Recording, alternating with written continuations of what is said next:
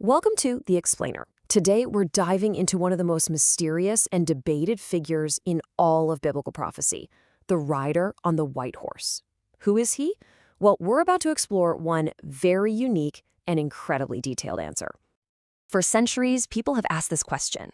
Is he a conqueror, a symbol of something evil, or something else entirely?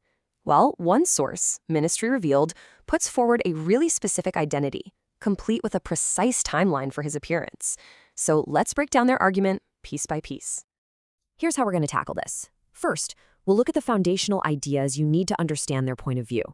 Then, we'll decode the symbols they say reveal the writer's identity. And finally, we'll put it all together to see the full prophetic timeline they've laid out. Now, just a quick but important note. Our goal here is simply to explain this specific viewpoint. All the interpretations come directly from the work of Ministry Revealed. If you want to go way deeper and see all their study references, the link to their original, very detailed video is right there for you in the description. Okay, let's get into it. To really understand their conclusion about the white horse rider, we first have to wrap our heads around a pretty unconventional way of looking at the Gospels of Matthew, Mark, and Luke. Honestly, this idea is the bedrock for their entire interpretation. So, Ministry Revealed argues that the differences we see in the Gospels, how they tell the story a little differently, aren't just varied perspectives. They suggest these books are actually prophetic blueprints, each written for a completely different group of people living in the end times. And here's where it gets really interesting. This chart maps out those separate tracks. This view basically says that all those different tribulation timelines people argue about, pre-trib, mid-trib, post-trib, they're all true, just for different groups of people. So one group is taken away before the prophesied crisis begins, another group goes through the first half of it, and a third group goes through the entire thing. Now, because of that multi-track idea, we get another huge departure from traditional views. Most interpretations talk about a 7-year tribulation, but this framework, they claim the total period is actually 14 years, not 7. It's a major shift in the timeline. And here's where a crucial new piece enters the puzzle. They identify a special 50-day period they call the above, which they say happens before those 14 years of tribulation even kick off. This whole idea comes from a passage in 2 Corinthians. So that raises the big question. If this timeline is right, where in the world does the white horse rider actually show up?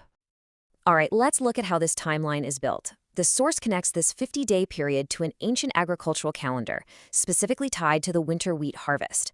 The whole point is to try and ground this prophetic clock in the real-world cycles and feasts described in the Old Testament. This timeline creates a really specific and critical window of time.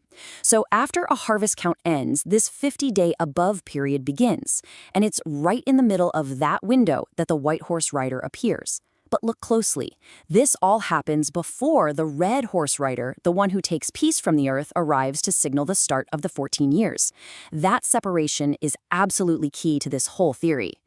So, with that timeline in place, we can finally turn to Revelation chapter 6 and start decoding the symbols that describe the rider. This is where they build the case for who he is and what he's doing by looking at some very familiar words in a totally new light. The first clue is the bow, but you kind of have to forget what you think a bow is. In this view, it's not a weapon for shooting arrows. By tracing the word back to its linguistic roots, they argue it actually signifies a time of travail, like labor pains, and they connect this to a 40-day period of warning and testimony. Next up, the crown. Again, this isn't your typical king's royal crown. It's a Stephanos, a victor's crown.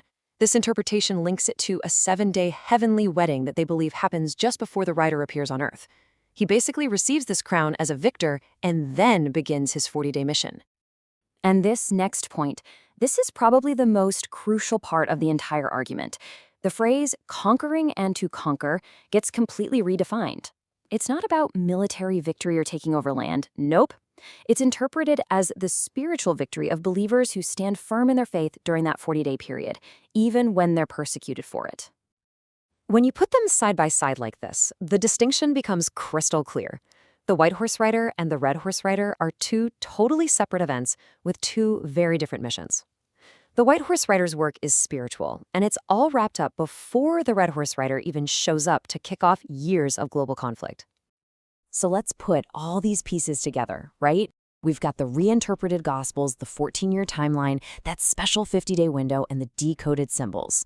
What you get is a complete alternative sequence of end-time events and a very surprising identity for the rider. So here's the full sequence they lay out. It starts with a group being taken to heaven for that 7-day wedding. That's where the victor's crown comes from. Right after that, the Son of Man returns to Earth as the white horse rider. This kicks off the 40-day period of travail, the bow, where his followers testify. Their spiritual victory is the conquering. Once all that is done, the 50-day window closes, and only then does the 14-year tribulation officially begin with the red horse rider. Okay, let's boil it all down. What are the big takeaways here?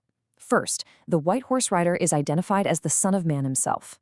Second, his appearance is a very specific 40-day mission that happens before the tribulation. Third, all his symbols, the bow, the crown, the conquering, are reinterpreted in a spiritual way, not a military one. And finally, this whole thing only works if you accept their foundational ideas about the Gospels and a 14-year timeline. And really, this one quote from Ministry Revealed just sums up their entire conclusion perfectly. It states who the rider is, what his purpose is, and how he conquers, not with his own might, but through the faith and sacrifice of his followers. It completely changes the rider from a lone warrior into a leader whose victory is won through his people. And that leaves us with a final, pretty big question to think about. When you see an interpretation this detailed and systematic, you start to understand why this stuff matters so much to people.